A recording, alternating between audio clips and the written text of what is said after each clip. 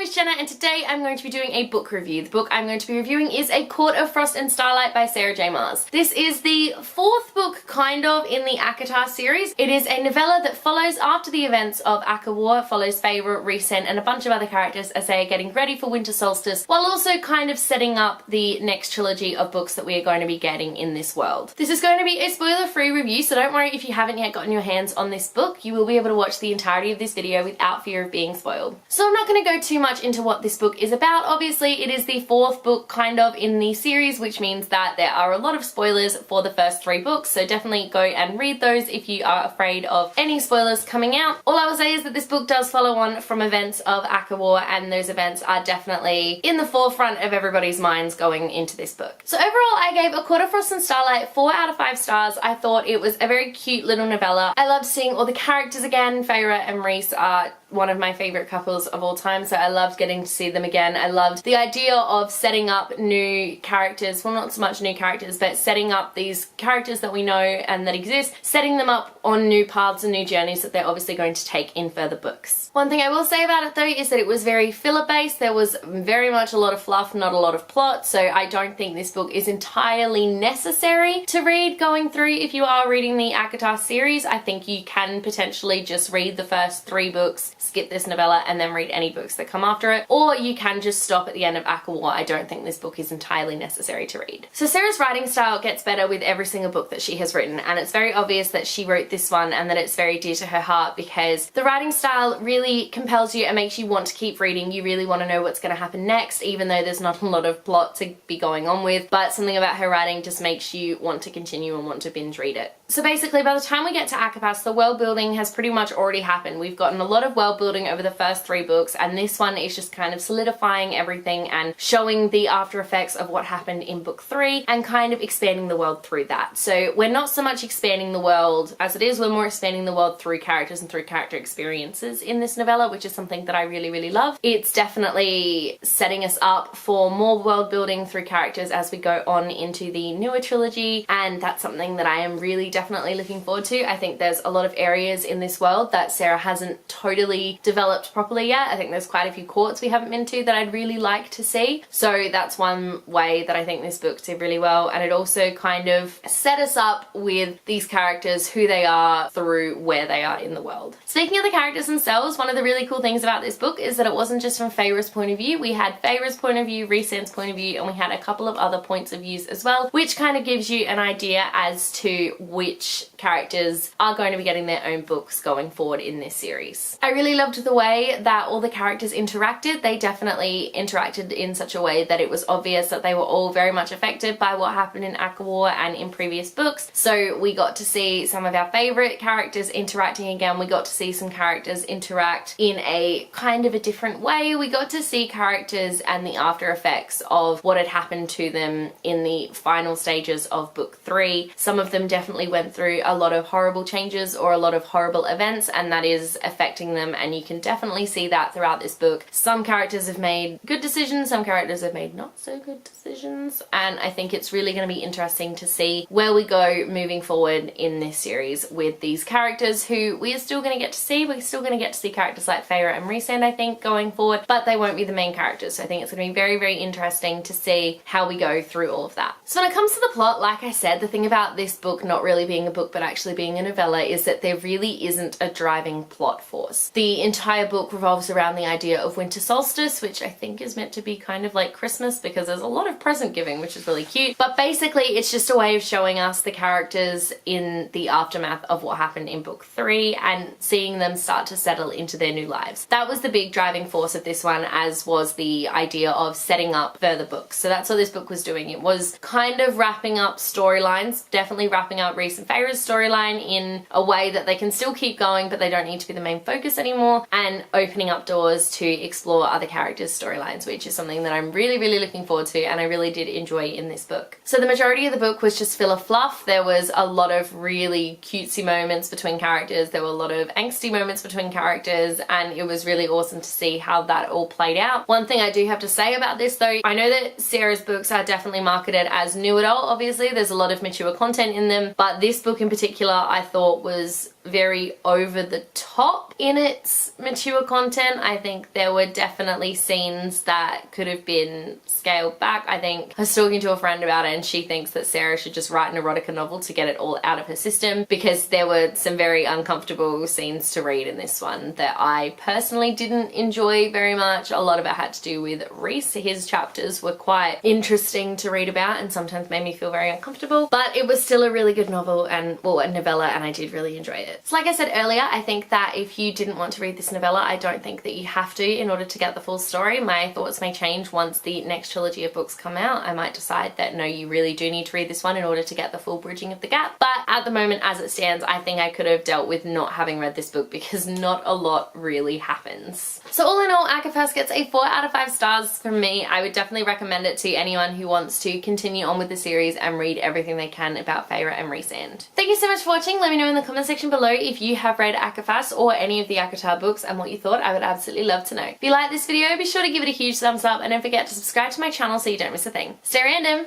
Bye.